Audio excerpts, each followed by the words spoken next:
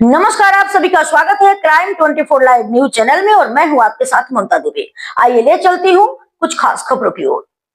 सूरत, सोमवार राज्यपाल आचार्य देवव्रत जी ने वीर नर्मद दक्षिण गुजरात विश्वविद्यालय के 56वें दीक्षांत समारोह में अपने दीक्षांत भाषण में युवा विद्यार्थियों से आह्वान किया कि वे कॉलेज शिक्षा के माध्यम से अर्जित ज्ञान का उपयोग न केवल अपनी उन्नति के लिए करें बल्कि लोगों के कल्याण और राष्ट्र निर्माण के लिए भी करें। ईमानदारी, ज्ञान और कड़ी मेहनत कभी व्यर्थ नहीं जाती। यही कारण है कि उन्होंने यह विडंबनापूर्ण पाठ पढ़ाया कि व्यक्ति को आजीवन विद्यार्थी बने रहना चाहिए तथा अपने जीवन में ईमानदारी और ज्ञान की खोज को शामिल करना चाहिए।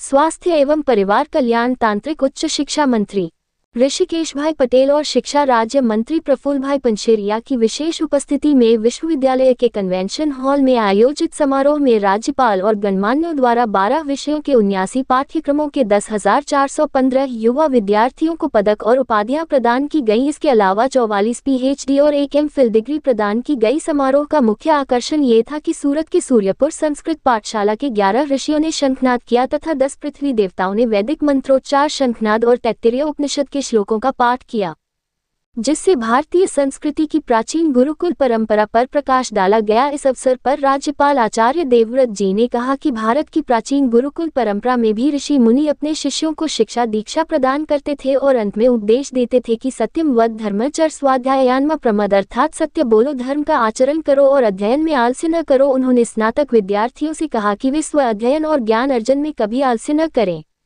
उन्होंने कहा कि राष्ट्र निर्माण भौतिक सुख सुविधाओं से नहीं बल्कि वीर माताओं की पवित्रता और उनके यशस्वी पुत्रों के मूल्यों और समर्पण से होता है। उन्होंने कहा कि केवल शिक्षित होना ही पर्याप्त नहीं है बल्कि गुणवान और सुसंस्कृत होना भी आवश्यक है। हमें मूल्य आधारित सभ्य और समाज के प्रति जवाबदेह होना चाहिए।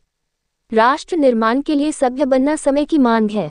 राज्यपाल ने कहा कि हमें सामूहिक प्रयास करने चाहिए ताकि हमारी उपलब्धियां और सफलताएं सभी के कल्याण के लिए उपयोगी हों। उन्होंने कहा कि हमें अपने हृदय में माता ही ईश्वर है, पिता ही ईश्वर है, गुरु ही ईश्वर है और अतिथि ही ईश्वर है के सांस्कृतिक मूल्यों को स्थापित करना चाहिए। उन्होंने प्रधानमंत्री नरेंद्र मोदी के विकसित भारत एक्ट 2047 के विजन को साकार करने के लिए सामूहिक प्रयासों की आवश्यकता पर बल दिया, जो देश को आत्मनिर्भर और विकसित बनाने के लिए काम कर रहा है। उन्होंने विद्यार्थियों को संबोधित करते हुए कहा कि अपने जीवन के बहुमूल्य वर्ष पढ़ाई में बिताने के बाद आपको एक विशाल और स्वतंत्र क्षेत्र में कड़ी मेहनत, कौशल और क्षमता के साथ उज्जवल भविष्य का निर्माण करना होगा। ज्ञान प्राप्त करने के बाद अब जीवन को इस प्रकार बनाइए कि अगली पीढ़ी आपसे प्रेरणा ले। राज्यपाल ने सभी स्नातक विद्यार्थियों को उनके उज्जवल भविष्य के लिए शुभकामनाएं भी दी। स्वास्थ्य तांत्रिक एवं उच्च शिक्षा मंत्री ऋषिकेश भाई पटेल ने कहा कि केवल धन कमाने की अपेक्षा न रखें बल्कि अर्जित ज्ञान का समाज, राज्य और देश की भलाई के लिए सार्थक उपयोग करना भी आवश्यक है।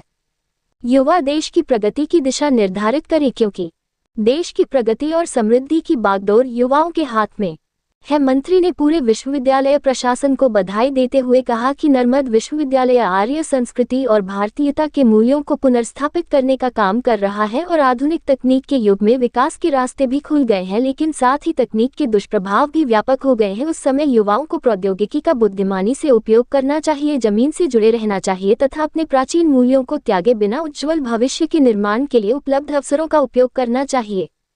मंत्री महोदय ने सभी स्नातकों के उज्जवल भविष्य की कामना की तथा उन्हें बदलती दुनिया के साथ तालमेल बनाए रखने तथा निरंतर बदलते रहने तथा नई चुनौतियों का सामना करते हुए विकसित भारत की ओर देश के कदम बढ़ाने में शामिल होने के लिए प्रोत्साहित किया है। शिक्षा राज्य मंत्री प्रफुल्ल भाई पंशेरिया ने कहा कि किसी व्यक्ति के करियर के लिए शिक्षा पर्याप्त नहीं है, इसमें मानव कल्याण और राष्ट्रीय हित के मूल्यों का भी समावेश है। ये भावना विकसित करना आवश्यक है कि ज्ञान का प्रकाश समाज का कल्याण और प्रगति ला सकता है। छात्रों ने एक ही क्षेत्र में सीमित रहने के बजाय बहुप्रतिभाशाली बनकर बहुआयामी व्यक्तित्व विकसित करने पर जोर दिया। रिपोर्टिंग से संपादक विंध्याचल ओझा।